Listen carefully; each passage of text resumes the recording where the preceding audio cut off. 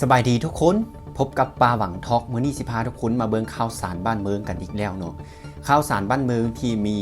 คนให้ความสนใจเนาะโดยเฉพาะก็คือ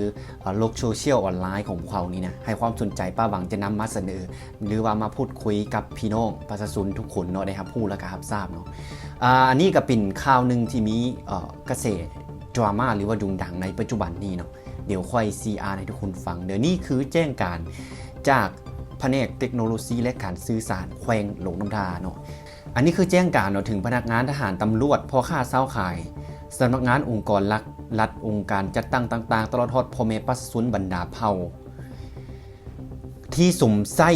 เครือข่ายด้านโทรคมภายในเทศบาลแขวงให้รับทราบและทั่วถึงเนาะรับทราบทั่วถึงกัน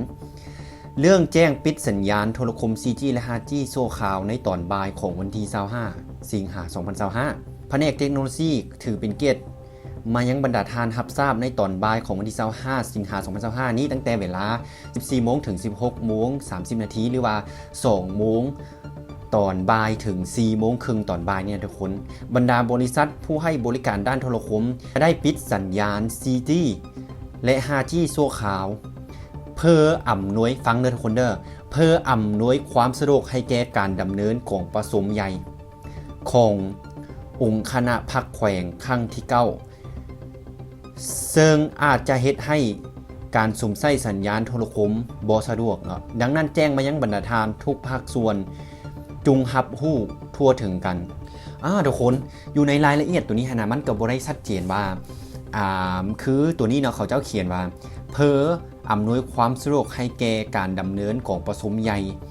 ของคณะพักแขวงครั้งที่9นี่นะเนาะสำหรับความคิดของเขาก็คือเพื่ออำนวยความสะดวกให้แก่การดำเนินของประชุมนี่นะหมายความว่าจะเอาสัญญาณนั้นไปใส่ในกล่องประชุมบ่หรือว่าสิตัดเพื่อบ่ให้อย่างอันนี้ยังบ่ได้มีรายละเอียดที่ชัดเจนเนาะเขาสามารถแบบเว้าได้เยอะเชื่อว่ามันเอาไปนำใส่อย่างหรือว่าปิดเพื่ออย่างสินะเนาะเพื่ออำนวยความสะดวกนี้สะดวกอย่างปิดเพื่ออย่างอันนี้เขายังบ่สามารถได้พูดได้เถอะเพราะว่าอยู่ในรายละเอียดของนะแจ้งการตัวนี้ยังบ่ทันแบบรายละเอียดแบบคักแน่เธอนะเนาะว่าเพื่ออำนวยความสะดวกนี้อำนวยความสะดวกด้านใดเนาะอาจจะเป็นอินเทอร์เน็ตไปนำใช้ในองค์คณะพักของประชุมบ่เนาะหรือว่าเอาไปนำใช้